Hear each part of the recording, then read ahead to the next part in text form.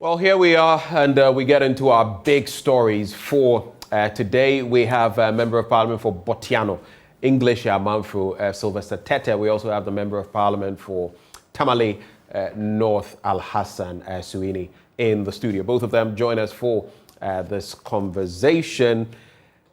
Gentlemen, a very good morning to you. Thank you for joining. Good morning. In the course of the show, we'll also have Kina Likimani, should time suffice, who is Director of Special Programs with Odikro, joining the conversation. Let me start with you on the back of something you were discussing, not necessarily in private because I was here. Sarah Adjoasa, for the Member of Parliament for Domekwabinya, was she in Parliament on Monday? And is it true that, per the register, she was deemed to be present? I'll start with you, Sylvester. Well, in fact, she wasn't in Parliament. She wasn't in Parliament? She wasn't in Parliament. Not even in the precincts of Parliament? Now we have to be careful when we... Was she in the precincts of Parliament? A very good morning to our viewers, and a good morning to my colleague, Suhuyini, and then to the good people of Bortianor-Ngleshie-Amanfro. I think that I haven't seen or cited her within the precincts of Parliament. If she's come, I might not be privy to see everybody who enters the precincts of Parliament. So it's difficult to say. But as far as business on the day was concerned, I haven't seen her in Parliament. Because she's been away for a while. If she certainly comes to the chamber, obviously her presence could attract attention. And obviously, she's a neighbor on my floor. So obviously, I'll extend a hand. And I'm sure even she would want to show face, so to speak. Charlie, I'm back, I'm in Parliament. I really don't know what really happened for her to have been captured as having been present in the chamber. One of my coordinators sent me a message asking whether or not she was in the chamber, because he heard Adjoa was in the chamber, and I said no. So, in fact, it's Suhuyini who's drawing my attention that, in fact, I wasn't in when they were taking the vote and proceedings yesterday. So, in fact, it came up that she was marked present, and that kind of a situation I don't understand. And yesterday... But when you say when she was marked present, walk us through, because some people who are unfamiliar with the processes in Parliament in terms of who is present and otherwise, they ask so many questions. How do you go about it? When you appear as a Member of Parliament, is your name notched down? Do you write your name? Do you sign? I mean, what is the process? We have a register. We have a register that when you walked in, the assistants within the chamber will walk to you and bring you, or you walk to the table office and sign. You sign? You sign. You have a number, so you go, you flip through the slip and you sign. Right. And that becomes a record for the table office to record. Right. For vote and proceedings to be scrutinized the next day. Right. So I think that once it's signed, and I was just telling him that it could come from either side of the house, because once you have the attendance before you, you have your colleagues whose names are on the register. You could decide to sign for them, otherwise nobody verifies that. So yesterday, the leader was saying that we should go the clocking system, or the biometric system. Right. You enter, you clock, nobody can tell. So your biodata would, and no one can forge. We have it entering our offices, and I think that we should do that as part of our attendance record. Otherwise, if I want to be mischievous and Suhuyini is not in the chamber, I can sign for Suhuyini. Right. So that's a very serious situation. So it might not necessarily be coming from the majority side or from the minority. Somebody perhaps from the table office can equally do that. So it is very difficult to attribute it to. Is it the exception or the norm? I mean, this bit about people signing for others and all of that. Because if you're saying that she was not in Parliament and somehow, so that means someone signed for her.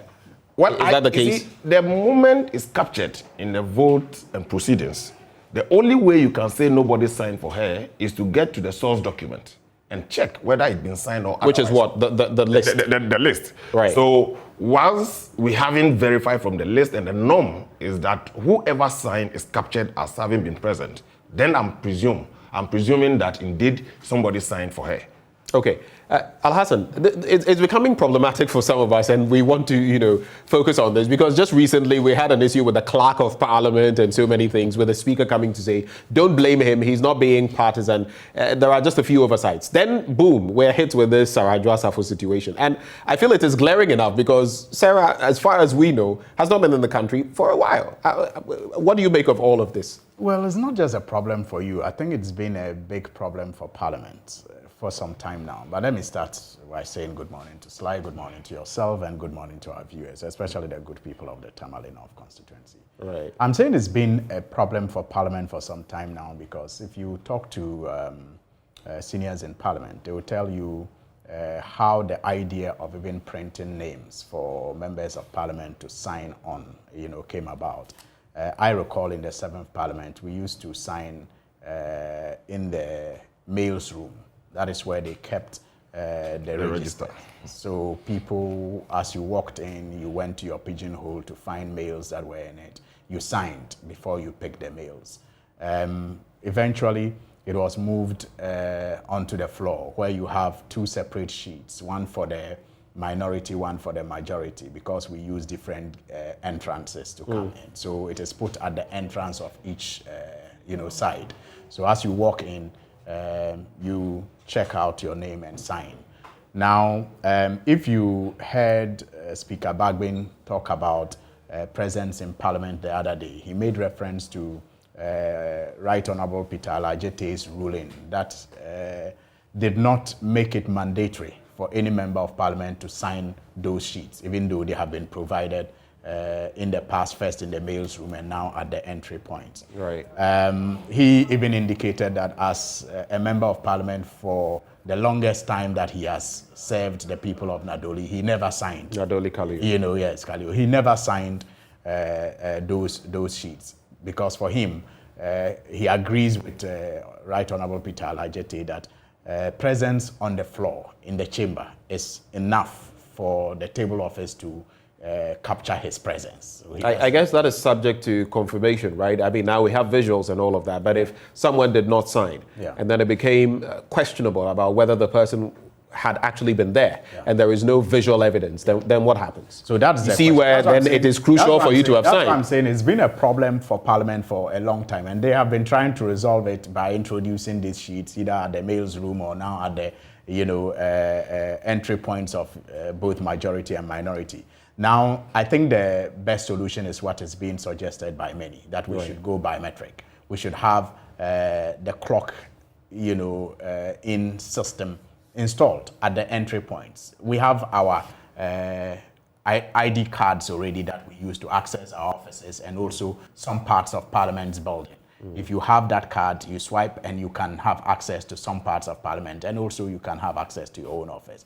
So I think that if they install the same system at the chamber block, so that when you are entering, you use your card and the evidence of your lock-in will be easy to the table office to capture as to whether you came in or not. I mean, that's also subject to some kind of abuse. People may give their cards to people to come and swipe it, but at least it gives some level of guarantee that people have actually come to Parliament. In the case of Sarah Adwoa Safo, it's not even too clear yet for me if she's in the country and if she was in Parliament or not. Because when Abu Ramadan raised the issue yesterday after he noticed in the votes and proceedings that she was marked present, unfortunately the responses did not zero in to answer the question of whether she was present or not. It rather went around how we can determine presence. Skirting the issue. Yes, whether basically we can be present, how to determine when someone is present. When one is present or not. So leadership from the majority side and leadership of Parliament did not really speak to the issue of whether Adwoa Safo was present or not. And so I don't even remember how the table office was directed to capture that situation, whether as a mistake or to leave it as such. Because as things stand now, you can actually be in your office or just walk past the chamber block, sign, and go and sit in your office. So it is possible that nobody signed for Adwoa Safo. It's possible she's in town. It's possible she came early. It's possible she signed and went to sit in her office, and after that went home. Is it standard practice that if you're in the precincts of Parliament, it basically is an extension? By extension, you are present, as has been suggested in the rhetoric in recent days. There are two interpretations of being present in Parliament. The Supreme Court and other people argue that you have to be in the chamber. Right. That is when you are present in Parliament and you are present during business.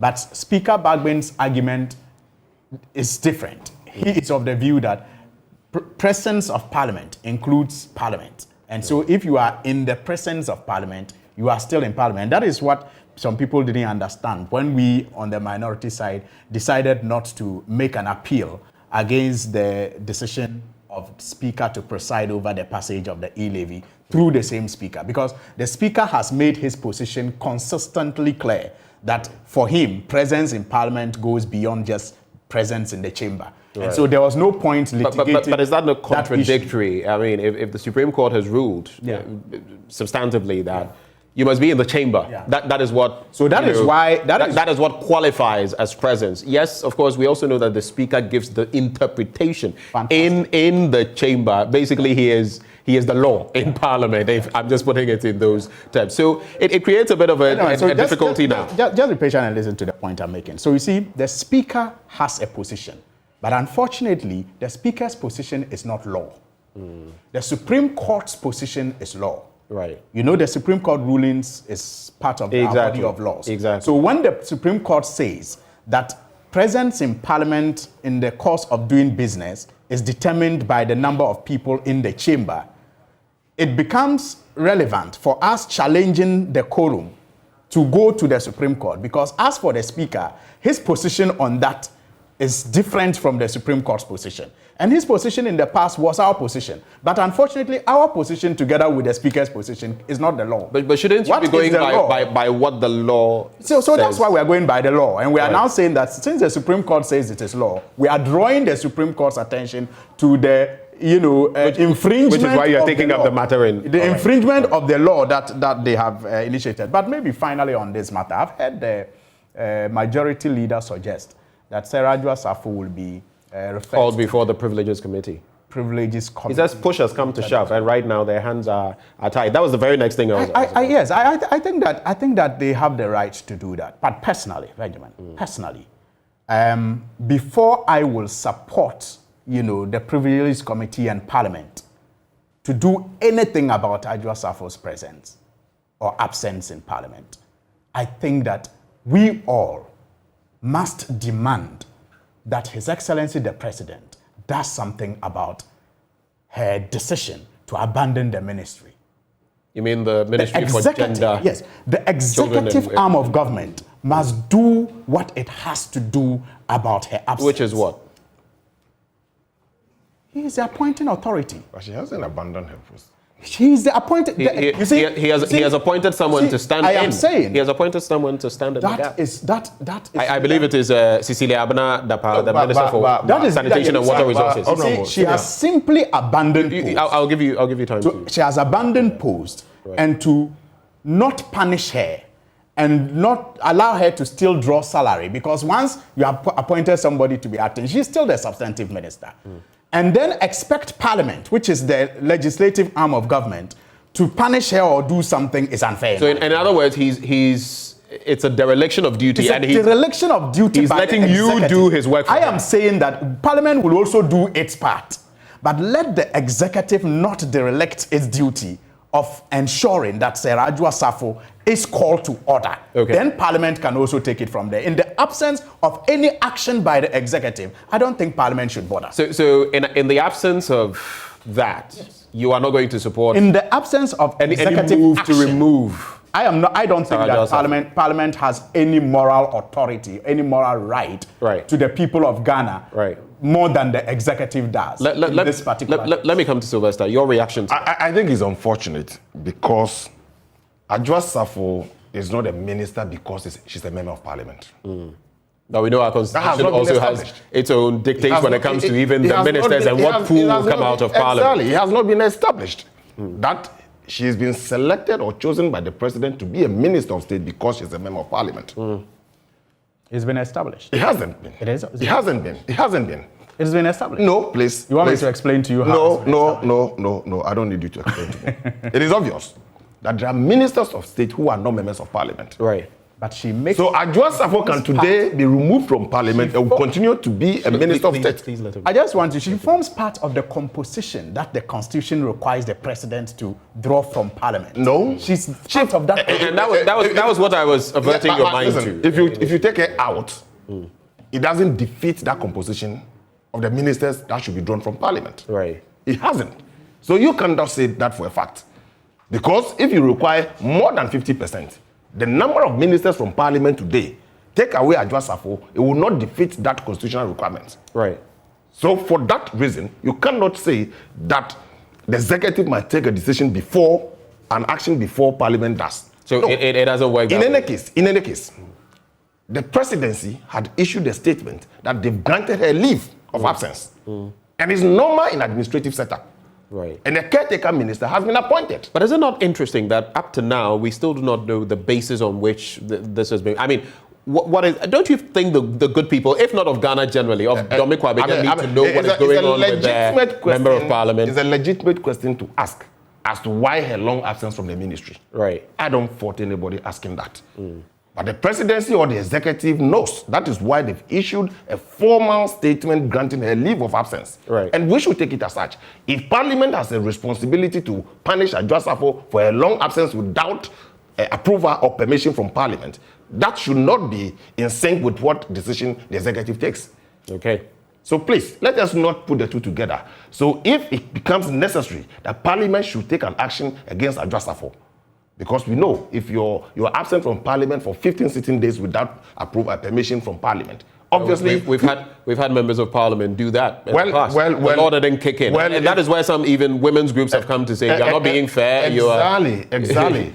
Shifting the goalposts. If it's necessary, if it becomes necessary, all these things will be looked at. Right. So it should not be said that if the executive don't take an action on her, then you will not support parliament. So you are of the view that if we are going to look at Adwoa Safo, then we should also be looking at the likes of, as has been mentioned, maybe the Minister for Greater Accra, Henry Quartey, who is also a member of Parliament for Ayawaso Central, who is, I mean, per your own lists, is said to have also absented himself. There are other members of Parliament. I can't say that for a fact because I don't know. I had been away. No, but I'm saying, would your thinking be that then, to be fair, we should look at these other people as well? Of course, if it is established that they have traveled or they have absented themselves for more than 15 days without permission, you can't be sure for a fact. You cannot be sure. Your own member of parliament, I've forgotten whether it was Sam George or Okujeto Ablakwa, but he states categorically that he mentions the member of parliament for Assin Central, Kennedy Ejapong. He mentions the Ayawaso Central MP. He mentions another one. I've just forgotten. Let me give you a typical example. The constituency. I traveled for 5 days.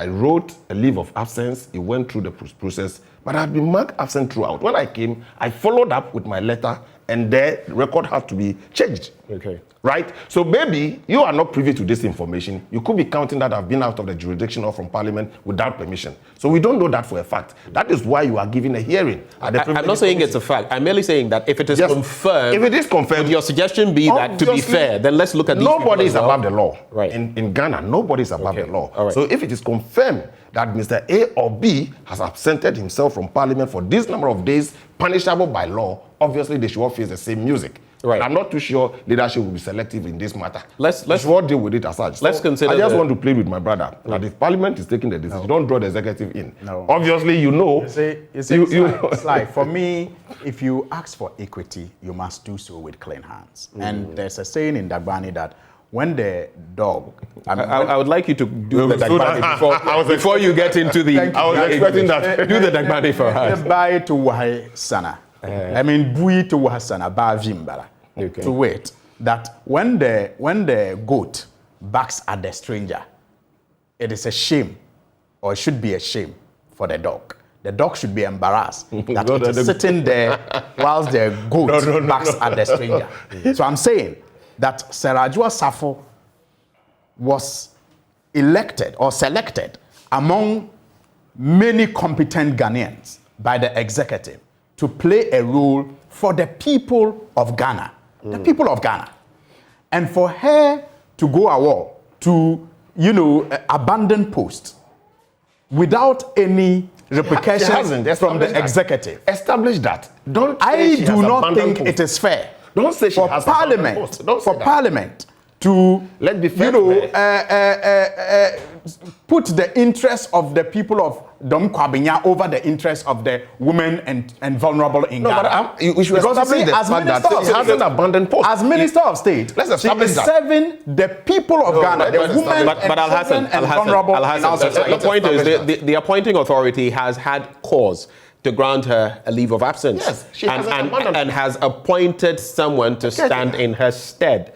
So you can say that the ministry has technically not been abandoned. Yes, she hasn't been abandoned. They've given someone oversight in addition to that person. I'm not saying it has been abandoned. I'm saying she has abandoned post. She hasn't. And it was as a result. Let me ask you something. Do you know why? Do you know why? Hold on for me. Do you know why exactly she's not been able to show up in Parliament? Do you know why? I do not know. Good. So we don't know, and it could be anything. And the executive, for some reason, that's why I was asking him. I mean, it would have been good for us to know, unless it is something that, for example, some health issues matters cannot be discussed in public. That's why we've been, a bit reticent when it comes to discussing this. Why are we discussing this as if we are unaware of the context within which she left the country and the attempts that were made to bring her back for E-Levy? We know of that, but in the midst of all of that, have we known what specifically has been her? That's my point. See, when I talk about abandoning post and dereliction of duty on the part of the executive, you have to factor in the effort the executive, we are told, made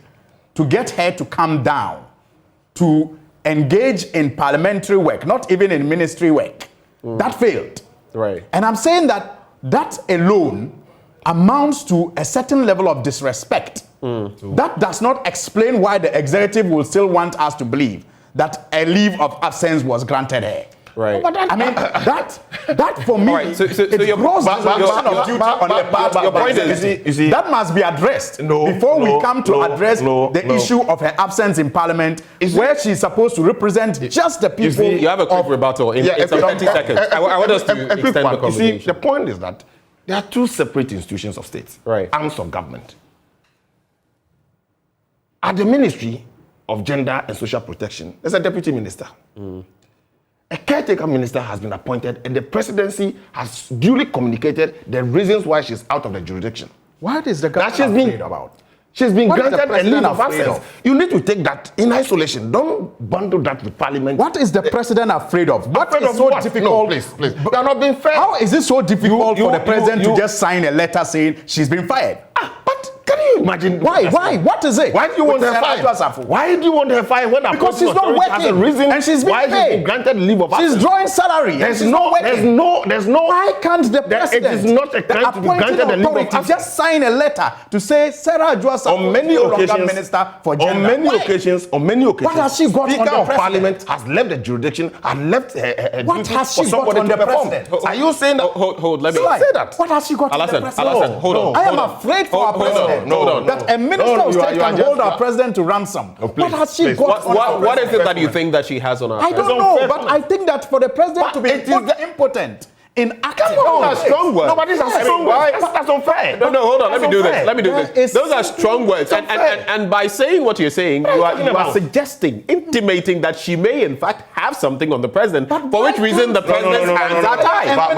No, that's what he's suggesting.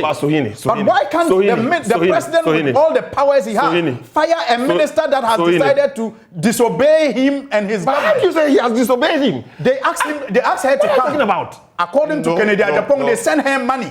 They send her tickets, planes. But I think you're not being fair to the president. Why can't the president just fire her? Look, the strategy of the president to manage this country, the number of ministers is the prerogative of the president to appoint a number of ministers to administer his administration. Yes, no, I don't think that. Today, Adjua has been given a leave of absence. Another minister has been appointed to act in her stead. So what? All right. So I think the back and forth is on the same matter. That's not the problem. It's just on the same tangent. Yes. I think it is clear your positions. You are going to support her being ousted. Please hold. Yes. You're going to support her being ousted from Parliament, but you don't think necessarily she should be ousted from the executive post, which is from a different arm of the executive government. come to say that they have given her the end of her leave of absence is due, and she's not back. And she's still not back. Then I can advocate for you think the executive should take the initiative? In fact, should seize the initiative before Parliament can get it. I don't see why I don't see why. Before I get into the Jachikwason bit, though, Abdul Samed one is watching live from Edra. He says, "Hi, can anyone update me on the E-Levy?" We'll be getting into that shortly, so just hold your. He hasn't started yet. And Adam Zu says, watching live from Tamale, greetings to Alhassan Suhuyini. So that's just for you. The other side, and now it's become a numbers game. Very tricky in Parliament, even for the passage of the E-Levy, because they said some members of Parliament were still on the floor. Jachikwason, the member of Parliament for Assin North, the last time he didn't even get into Parliament, and I hear there was some consensus, even from your side, the minority caucus, that he shouldn't come to the floor of Parliament. And now we're being told that he is not a member of Parliament, per Majority Leader Osei Mensah Bonsu. Is he still a member of Parliament or not? As far as we are concerned, and per the advice that our lawyers have given us, he remains a member of Parliament. Okay, so just hold for me. I want all of you to watch this. Just watch this, and we'll come back on that issue. If you listen to the minority leader today, he said yes, they knew that they had 136. Right? Yes. Assuming that is true, why is it that they are stressing? They are not stressing on 137 or 136. Because they know that technically the Assin North person has been ousted by the courts. They know. But that seat hasn't been declared vacant. It doesn't have to be. No, but it has to be. The Constitution is clear. Yes. The process for declaring vacancy is there in the Constitution. Listen. What's the process of declaring vacancy? The Speaker has to formally inform the Electoral Commission. Is that the case? That is not the case. What's the case? That's not the case. Look, I have the Constitution here. That is not the case. The Constitution provides in Article, what is it? 97, I should think. A member of Parliament shall vacate his seat in Parliament if any circumstances, if any circumstances arise such that if he were not a member of Parliament would cause him to be disqualified or ineligible for election under Article 94 of this Constitution. There's that automaticity. You shall vacate your seat. Who says that it must necessarily come from the mouth of somebody? So you're saying that if the person decides not to make the pronouncement, that person will be there? No. You're saying that once the court declares, automatically his seat is vacant? In my understanding, a member of Parliament shall vacate his seat. Yeah, but that clause isn't the same. Shall vacate his seat. I'm not disputing that, but that same provision spells out a series of circumstances. No. Please read. What clause? That's what. Spells out the series of circumstances. 97.1 says, a member of Parliament shall vacate his seat in Parliament 1 upon a dissolution of Parliament. Yes. What do you need? Immediately the Parliament is dissolved, you vacate your seat. True. There's that automaticity. It also includes when you absent yourself. If he is elected as Speaker of Parliament, there's that automaticity. What processes are required? Thank you. So your point is that James Jachikwason, as it stands now, is not a member of Parliament?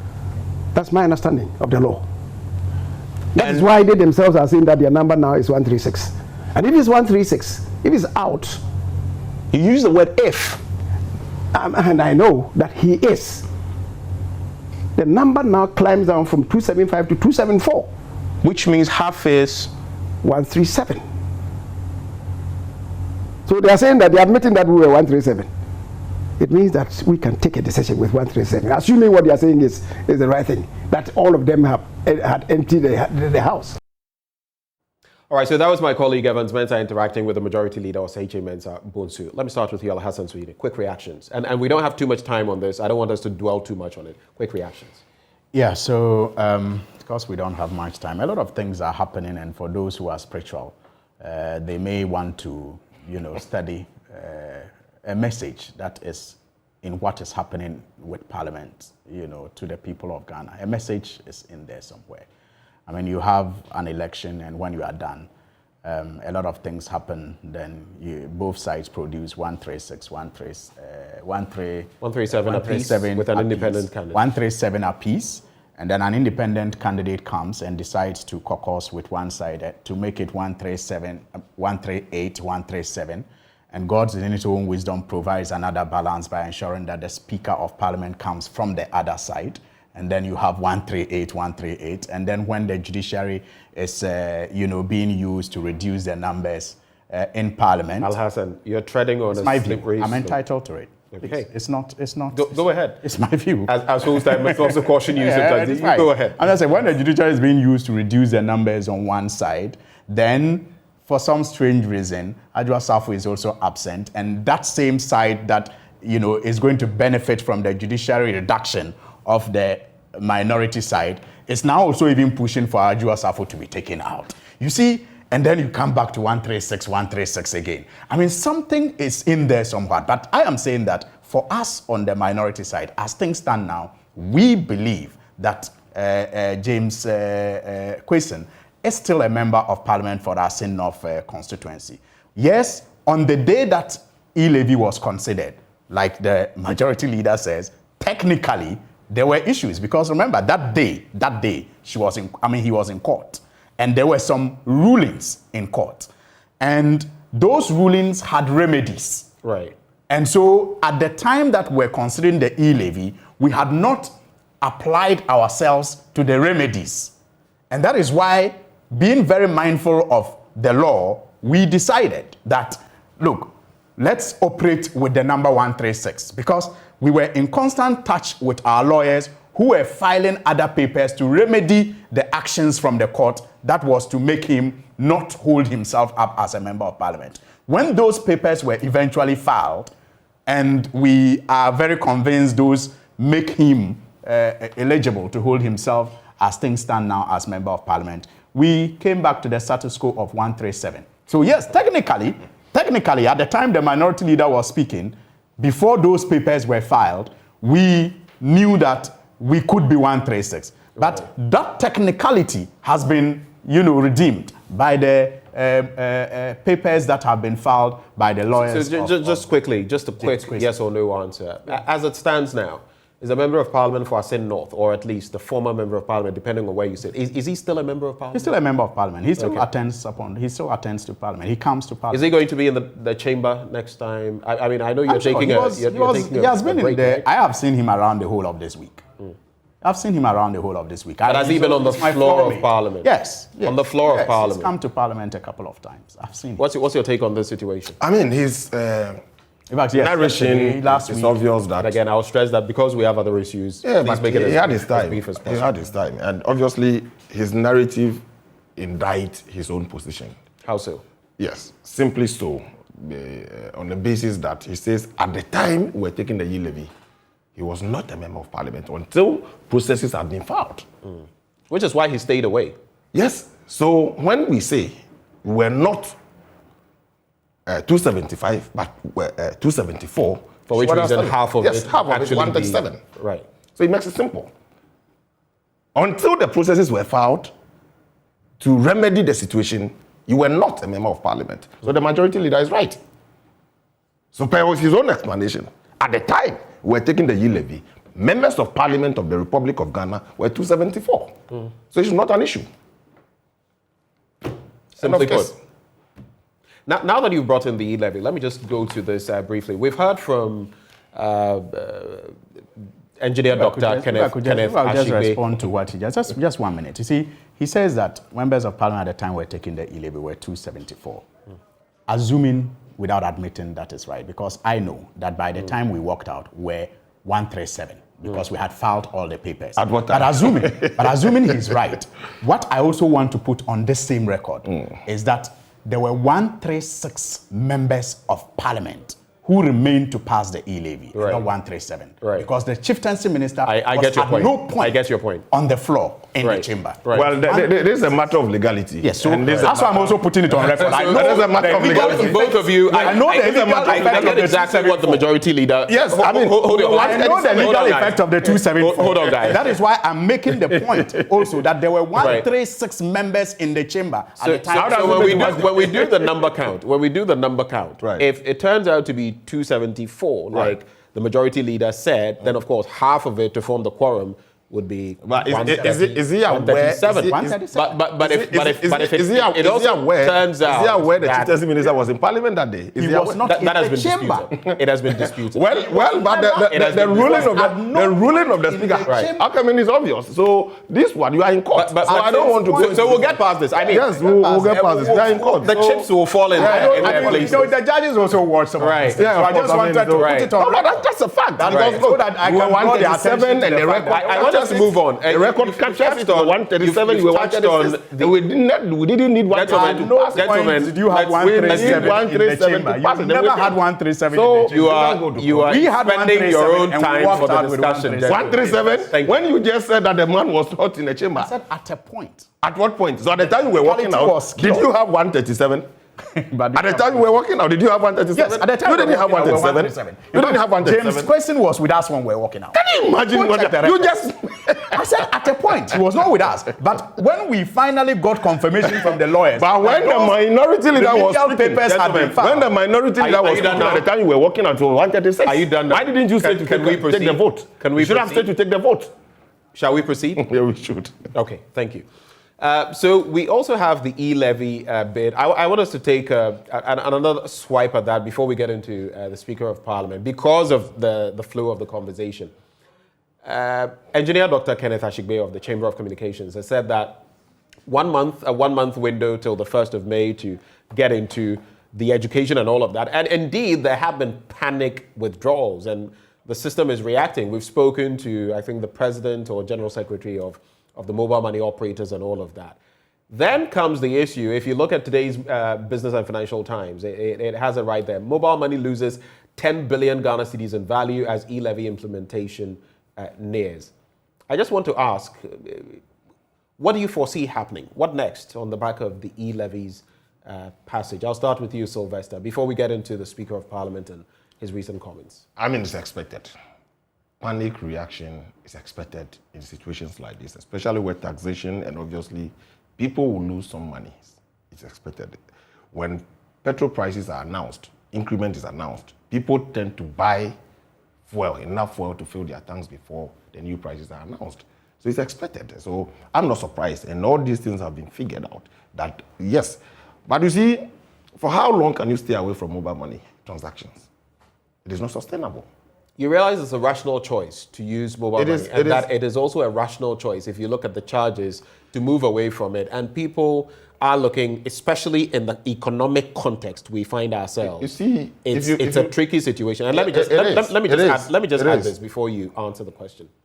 You do realize that while we have budgeted that would accrue some 6.9 billion, close to 7 billion Ghana cedis, if people withdraw en masse or people don't use mobile money like we expect them to, we're not going to get that revenue, right? Obviously, and it's expected. I mean, if you look at the projections, it's conservative, bearing in mind all these factors at the initial stages. You're not expecting to rake in at the highest point when you start this because of the panic reactions like this. It is natural with human beings.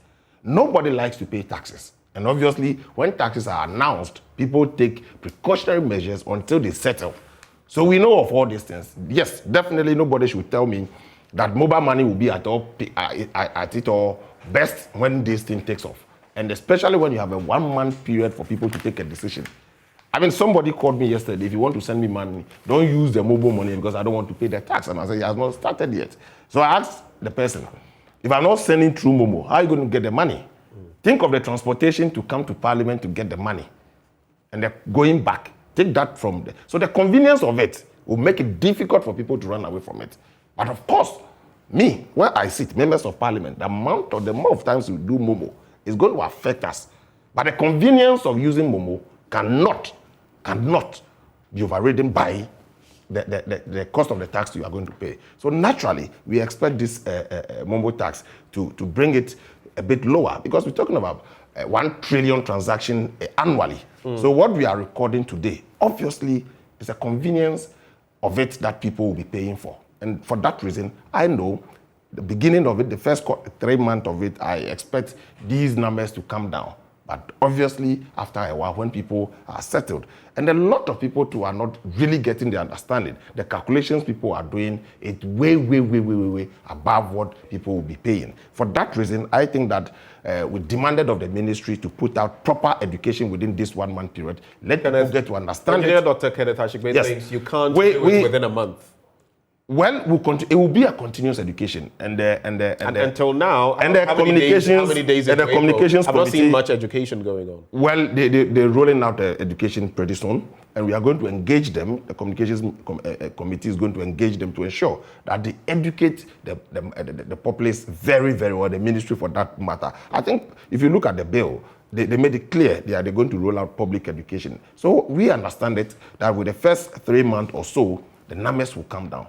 But subsequently, I believe that it will. Look, revenue targets are either could be met or reduced. So we expect all these things. But when VAT was proposed in the 90s, yes, and we had the Kumi Preko, Siemi Preko, Gimi Preko bits, it was withdrawn for a while and then retabled.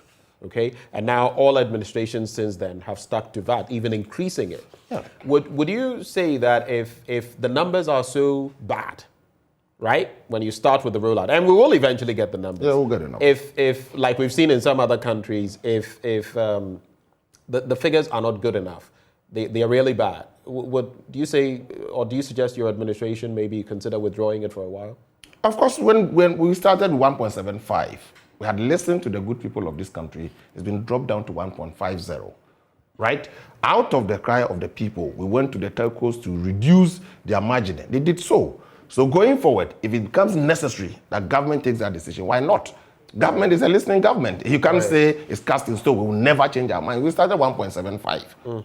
We started 1.75. We are now to 1.50. So naturally, it's a listening government. We will take into cognizance all the factors and all the circumstances prevailing at the time. We make an informed decision. Whatever decision government takes is a decision in the interest of the good people of this country and to save this economy. Right. Let me, before I bring in Alhassan Suhuyini, let me just say a very good morning to Kinan Likimani, Director of Special Programs with Odikro. Kinan, a very good morning to you. Good morning. It's a pleasure having you. Just hold for me. I want the Member of Parliament for Tamale North to react quickly to this bit, and I'll be with you shortly. Thank you. Okay. Alhassan, quick one. I think that the rhetoric, a listening government, is being abused. And I think that my friend Sylvester must not abuse it in the manner that he has done on this platform. A listening government is the government that was led by, and you gave that example, a listening government is a government that was led by a military ruler turned a Democrat with absolute numbers in parliament, that decided to listen to Nana Akufo-Addo and his people when they demonstrated and did the CMA Preko and all of that, and withdrew the VAT. That's a listening government. He was a military leader, supposed to be a dictator. He had absolute majority in parliament. He didn't need to bring his members of parliament in ambulances to get that bill, that VAT. You were saying he was not in parliament. But you know, so why do you say there's someone who came to parliament in an ambulance? He listened. God bless his soul. That is a listening government, not a government that will do everything in the book and outside the book against 80% of Ghanaians' How do you come by this number?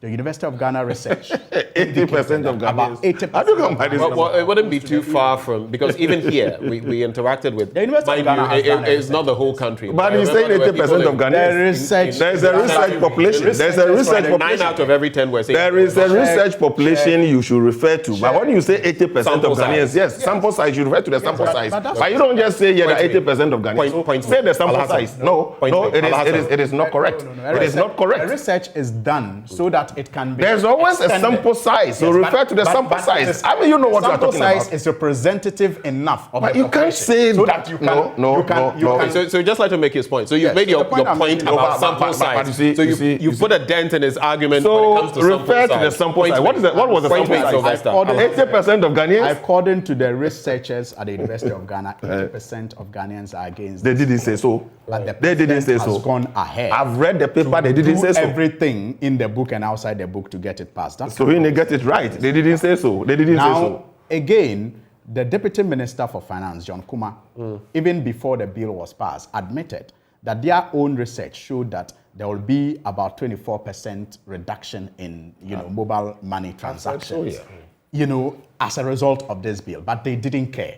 They still want the people of Ghana to endure, whatever inconvenience this law is going to bring about.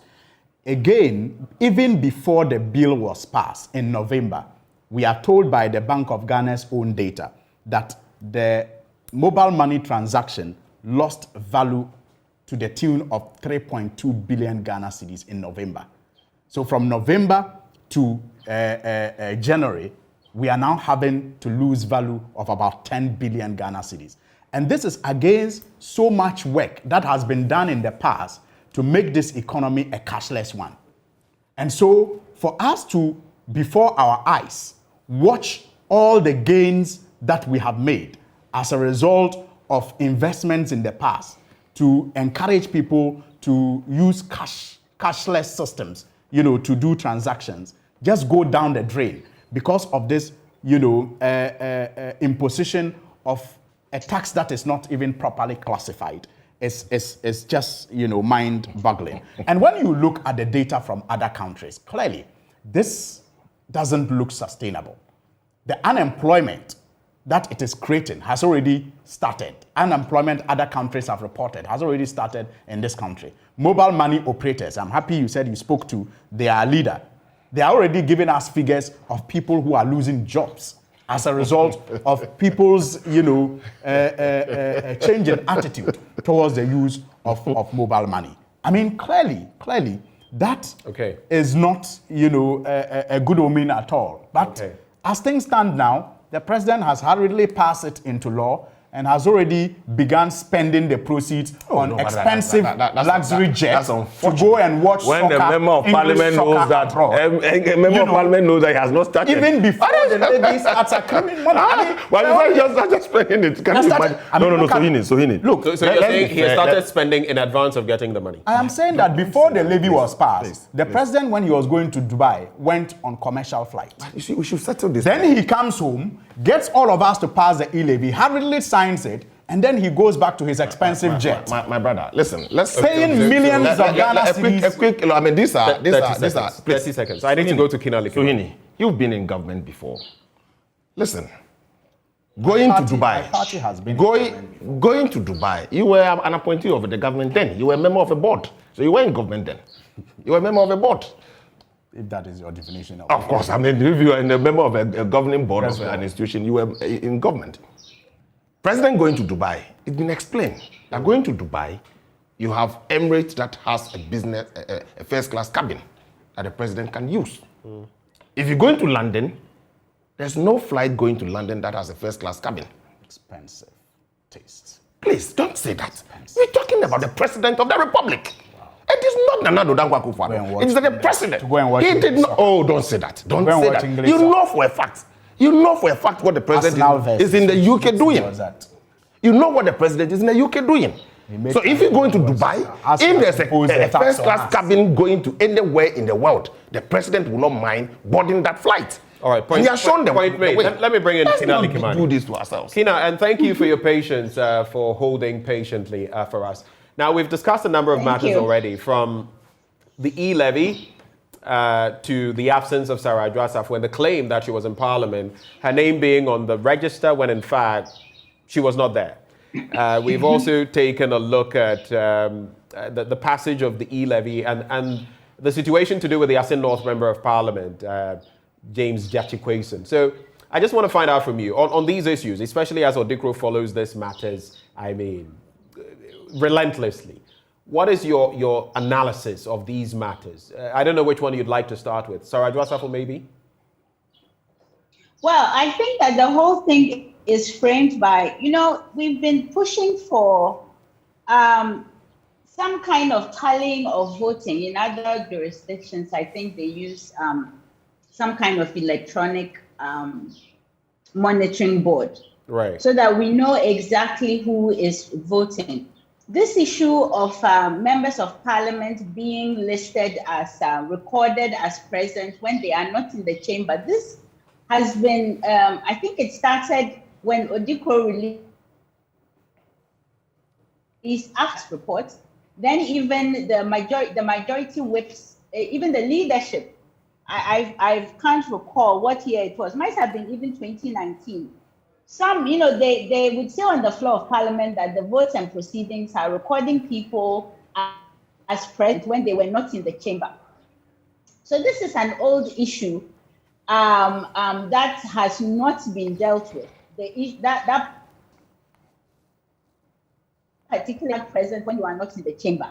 And this whole idea of whether you are on the ground floor, but certainly but the Supreme Court not in the chamber. Right, Kina, per the Supreme Court's ruling, it is clear that presence in Parliament can only be referred to when you are in the chamber. Precisely, but my point is that we do not have, it's high time there was some other way of ensuring accuracy of presence. Because we can't be going with people doing it. That is, as unfortunate as it is, this is the issue now. And it's an issue now because we have a hung parliament. We have a parliament where one vote here, one vote there makes all the difference. So it's about time we went to tallying of actual electronic tallying of votes so that we know who voted for what. We've been saying this. And also a better recording of who is on the floor of parliament, because this is where we are now. Who knows? I mean, it's time. In fact, the time is past. So that's one. The other issue of just quickly, Kina, before you get into the other issue, I just want you to consider this. These are lawmakers. It is being suggested in some way that sometimes it is easy for another lawmaker or whoever to sign on behalf of another member of parliament. In other words, to create the picture that this person were, in fact, on the floor of parliament. How bad would that be? How bad would such a situation be? That is absolutely terrible. That's terrible, and we do not need that. That is terrible. The thing about the absenteeism, as it is a constitutional provision, is that the worst thing about it is not only that there are some chronic absentee people, but the fact that it also goes against those who have made it, their job to always, most of the time, be in parliament, abide by the rules. It's a practice that if it's going on, needs to be stopped immediately. We do not need our parliamentarians to do this for each other. It goes against particularly the benches, some of them who represent constituency far away from the capital, who make it a point for being in parliament, on the floor of parliament every time they can, and that they fill the forms so that they are, when they are absent, it's with permission. So it has to stop. And we've been going because Ghana has, we've always had a clear majority. This has not been an issue. It has not been addressed. It's time for us to address it now. Time for us to address it. Just briefly, if it is proven that someone signed for Sarah Adwoa-Safo on Monday, what should be the penalty? I mean, what should happen to such a person? I don't know. We have no civil society organization. Nobody can make rules for Parliament. It's up to Parliament. Because Parliament sets its own rules. All we do is see whether they are abiding by it. So that will be up to, again, the privileges committee, the leadership, to decide. Well, it's not for us. It's not for us, Odikro. It's not for us, for Ghanaians, because Parliament is its own governing body to decide what they want to do. But again, no. This goes beyond one person. This goes to a practice that may be getting increasingly worse, may be going on. And the point is that when leadership notices something, they have to address it. and if we can't even talk about a timely manner, because absenteeism has been an issue since Parliament started in the Fourth Republic. So we're not even saying that when you see an issue, please address it in that year's session, the time that just get to addressing it. Just address it, because this is a constitutional provision. All right, let's stretch. Abide by your standing orders. And even, let me finish. And even the sanctions. Well, now if they take Adjosafu to, Honorable Adjosafu to Privileges Committee, and then there are all those other people, like Parliament has to say, we are going to abide by our rules, and abide by the rules that the body itself has put in place. Okay, so I was going to say that as she is going to be hauled before the Privileges Committee, per what the majority leader has told us, should we extend that to others who have flouted this law? I mean, should it be retrospective? Because it's been mentioned that others have been in the same shoes. Nothing has happened to them. I don't know whether it should be retrospective. I don't know whether it should be retrospective, but it's certainly a very curious development. If Parliament itself is going to open its own doors using the Honorable Adjosafu's case to deal with absenteeism, my cynical view is that Parliament will not. But if it is, then then it's open season, isn't it? Open season. It's interesting because even while I talk about retrospectiveness, that has been the law. If you absent yourself for 15 sittings of Parliament, there are consequences for that. So even as I talk about this retrospectiveness or whatever, it's actually been the law. It's the law, but the caution I would say is that there has been, a long time ago, Odiko, we tried to sue some members of Parliament on the issue, and we couldn't even. I think the court bailiff was even arrested on the Parliament show. Right. There is a need to get clarification on the wording of that constitutional provision. Is it a cumulative 15 days, or is it one time? Yeah. So there's some work that has to be done on that provision. Right. But going on also that provision, then we also ask that there are other things that feed into absenteeism, particularly the issue of minister appointees, and so it's a constitutional provision. It's an issue that has to be interrogated, and all the other things that feed into absenteeism made easier for MPs that are, for instance, time conflicted to make meetings and stuff. So we also do not support MPs who are appointed as ministers. Okay. Because we think that obviously that when it comes to serving the people of Ghana, being an MP is far more important, and it makes it difficult. Okay. For some of them, it's not. I'm not making excuses. Just right. In just about some 2.5 minutes, I'll give you a minute each to wrap the conversation. I just want us to look at the Speaker of Parliament saying he should be held accountable for the action of MPs. How does that rub off on you, Kina? Did he say he should not? He should not actually be held responsible for the action of MPs. Well, of course he shouldn't be. What we all want, what Odiko keeps saying is that what Ghanaians need is effective representation on the floor of Parliament, in Parliament, of Ghanaian issues. And I have to say that and so, for instance, the passage of the E-Levy is a disappointment. I didn't take part in the University of Ghana survey, but I am against it. And the fact that something addressing the MP, the fact that something has become so convenient and so crucial to our economy and our lives does not mean that because we can't do without it, the government should step in and tax us so, whether it's a tax or even a levy. So what we want is effective representation, we want transparency, and we want accountability from Parliament. It really doesn't matter. We don't need the Speaker to even say, hold me accountable or don't hold me responsible for MP behavior. That is neither here nor there. The MPs represent their constituency. So we hold them, each of them, accountable for their own behavior and the representation as they work in Parliament, abiding by the standing orders and the rules of Parliament. I mean, okay. Very quickly. I just caught this, so I just had to get some clarity. You say you're against the E-Levy. Why? Oh, yeah. the E-Levy is first of all, it's an anti-poor policy. Secondly, it is anti-financial inclusion. Thirdly, and let me repeat, for a country that has, our finance minister went on record to say that people should not count on getting on the government payroll. The E-Levy, the mobile money platform has enabled a lot of jobs. What we need to do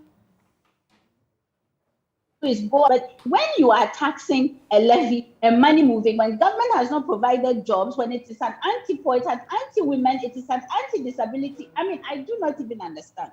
Okay. I can't understand why in a country like Ghana, and when you have, let me say something about the technology of this. Very briefly, for the sake of time. Very quickly, when Africa got on mobile money, we were, I think, the first.